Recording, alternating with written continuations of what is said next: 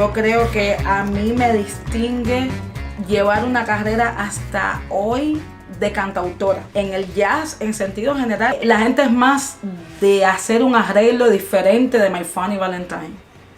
O de hacer una versión a voz y saxofón de Bye Bye Blackbird o de Misty, ¿no? Pero la gente se resiste mucho a hacer música nueva o a hacer música joven. Y decidí desde hace mucho tiempo que yo quería cantar mis canciones Entonces yo creo que esa es la mayor diferencia de pronto que existe entre otras muchachas que hacen jazz en Cuba y yo. Aunque creo que están haciendo una generación de cantautoras que me sucede, un poco mucho más jovencitas que yo, muchachas que tienen, no sé, 22, 23 años, ya yo tengo 29.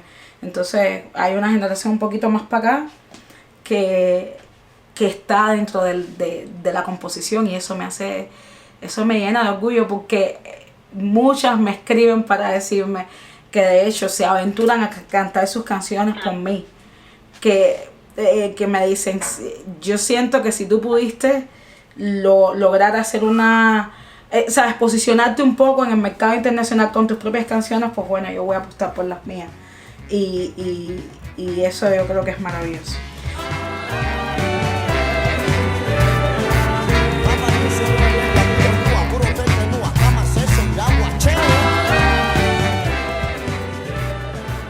Puedo hablar de una nueva generación de mujeres cantantes en Cuba que están interesadas por el jazz, pero en mi época no era así. Porque el jazz tenía un vacío, digamos, comercialmente hablando, brutal. Por tanto, yo decía, yo necesito hacer una banda que seamos todas mujeres, y que un poco nos posicionemos en este mundillo. Y fue un camino muy difícil, fue un camino muy duro, fue un camino de muchos factores externos conspirando contra ese proyecto.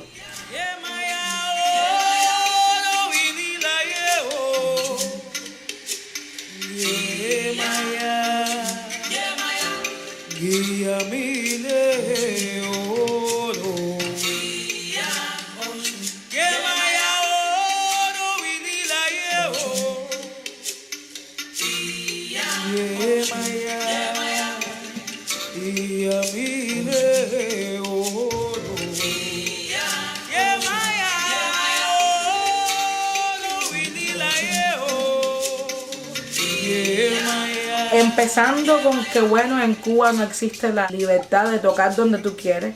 Si no tienes una empresa artística, no puedes tocar. Cosa con la que yo estoy en desacuerdo, pero total, y lo he dicho en todos los espacios del mundo. Y eso nos las puso duras a nosotras como proyecto. Y creo que si en Cuba existiera la libertad de tocar, vamos a hablar únicamente de esa libertad sin irnos más allá. Yo canto, tú tienes un espacio y yo toco. Y tú me pagas y yo pago mis impuestos. Y ya está. Si eso fuera posible, pues Alami probablemente no hubiera sufrido tanto como sufrió. Nosotras fuimos a audición para entrar a la empresa artística 3 veces, nos dijeron que no 3 veces. Nos presentamos, de hecho, al Joyas. Nos presentamos, es decir, me presenté yo por composición con ellas, con las muchachas. Y dado la mención en composición que me dieron, fue que pudimos acceder a una cosa que se llamaba, no sé si todavía existe, Plan Joyas, que era una cosa que te permitía tocar. Es decir, me permitía tocar a mí, y yo podía a su vez decir, bueno, yo toco con fulano, con mengano y con ciclano, ¿verdad? Entonces de esa manera fue que nosotras ya, yo creo que fue ya tipo finales de 2013, 2014, nosotras logramos poder subirnos a un escenario y cobrar alguito y hacernos un poco de visibilidad, que fue bastante escueta, bastante, prácticamente nula, pero hubo un poquito de visibilidad cuando eso sucedió. En cuanto llegó la primera oportunidad, digamos con Jane Bunnett, que nos vio tocando en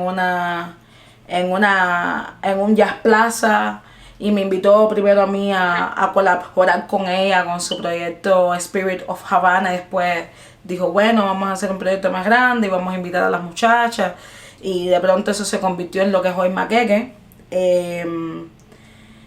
Desde esa primera gira, desde ese primer viaje, lo que era Lami como tal se fue desmoronando, porque las muchachas poco a poco decidieron abandonar el país.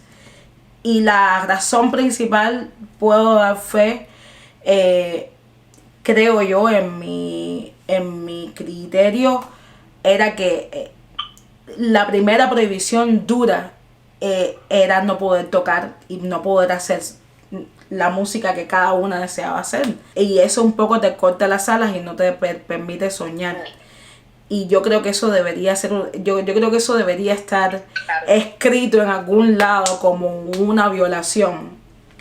No se le puede prohibir soñar a la gente. Y conozco gente hoy por hoy, muchachas súper talentosas que están en el mismo episodio que estuve yo hace 10 años atrás. En el mismo, que me hablan, me escriben, me mandan mensajes, me mandan su música, y están sufriendo lo mismísimo que sufrí yo hace 10 años. De verdad, y es tremendo.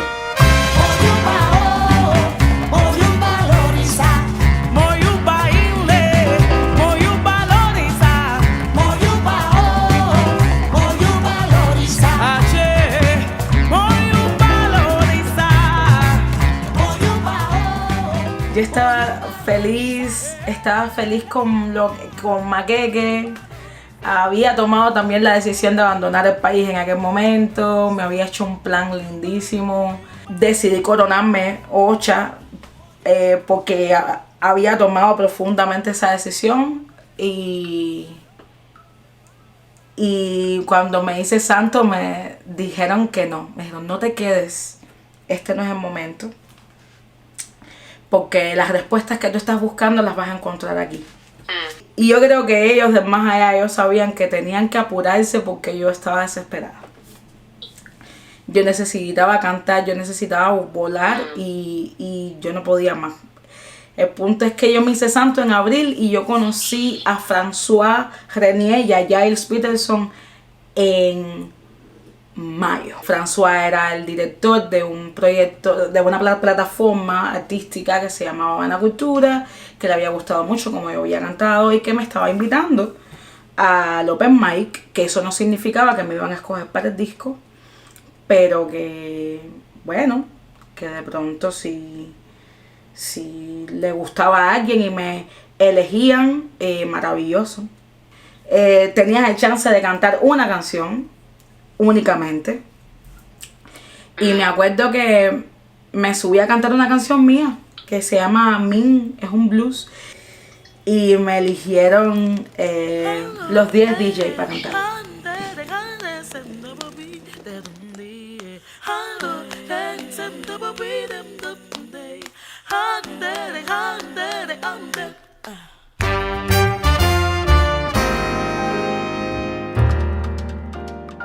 Lo que sucedió fue que después de ese lanzamiento, al otro día a mí me dicen, bueno, tienes un día libre aquí en Londres, ¿qué quieres hacer? ¿Te quieres ir a conocer la ciudad, dar una vuelta, a pasear por el Big Ben, o lo que tú quieras? ¿O te quieres ir a un estudio? Tenemos un turno de estudio ahí que no hemos utilizado, lo puedes utilizar tú si quieres, grabar la música que tú quieras, y usarlo a tu antojo. Y yo le dije, mira, Tú sabes, cosa es un estudio de grabación para mí, oro molido. Ahora mismo yo tengo la esperanza de algún día regresar a Londres y ver el Big Ben, pero yo me voy para el estudio. Me voy para el estudio y voy a grabar todo lo que pueda, porque eso para mí es lo más grande ahora mismo. Y cuando llegué al estudio y me senté al piano y empecé a grabar canciones mías, ellos no podían creer que yo tenía escritas tantas canciones. Y me decían, pero esa canción es tuya, y eso es tuyo también, y eso es tuyo también. Y yo, sí, todas esas son canciones mías. Y me dijeron, para el coche ahí, como dice mi abuela, para ahí un momento el coche. ¿Tú quieres firmar un contrato discográfico con nosotros ahora mismo? Y te cambiamos pasaje, te quedas aquí un tiempo y grabas como él, te buscamos los músicos y haces un disco. Y yo, bueno, imagínate tú que le iba a decir, claro que sí, me cambiaron el pasaje, me quedé ahí en Londres un rato y grabé mi primer disco, Nueva Era, y así nació Nueva Era, y así nació mi carrera en solitario, guiada un poco por los espíritus, por los ancestros y por todas las cosas que me acompañan.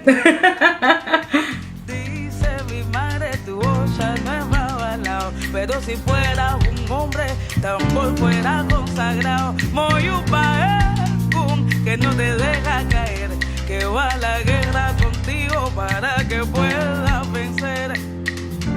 En el caso del jazz cubano, yo te voy a decir una cosa. Para mí, el jazz cubano es un medidor duro. Cada vez que yo voy a Cuba, por ejemplo, si yo voy a Jazz Plaza, yo no para yo perderme un concierto. O sea, yo voy a ver a todo el mundo, yo necesito, es como mi oxígeno, es como que yo me alimento de lo que pasa ahí con los músicos jazzistas cubanos. Pero al mismo tiempo siento que todo es pura bomba. Falta información, falta carretera, camino, falta impacto con el público internacional, falta festival, ¿sabes? Esos festivales que uno es un punto en el espacio, que hay como 200 bandas y tú eres absolutamente nadie, y lo que te pasa es el festival entero persiguiendo los conciertos de otros músicos y descubriendo gente que tiene otra forma de decir y otra forma de hacer, ¿no? Entonces, lo que yo le auguro al jazz cubano es libertad. Libertad para volar y para tener esos enfrentamientos musicales y para así crecer. Salir de esa burbuja recontrabombera y maravillosa que tienen, pero también tener el impacto de cómo se mueve el mundo más allá de esa isla rodeada por agua. Soy bonco, la rumba me llamo yo, la rumba me llamo yo, la rumba me llamo yo. Soy bonco, la rumba me llamo yo. Champara con quien quiere pa soy bonco, la rumba me llamo yo. Es que uno no deja de ser lo que es, estés donde estés. Menos si tuviste tu crianza ahí de la manera tan espectacular que la tuve yo, a base de rumba y a base de tambor y a base de identidad y de folclore.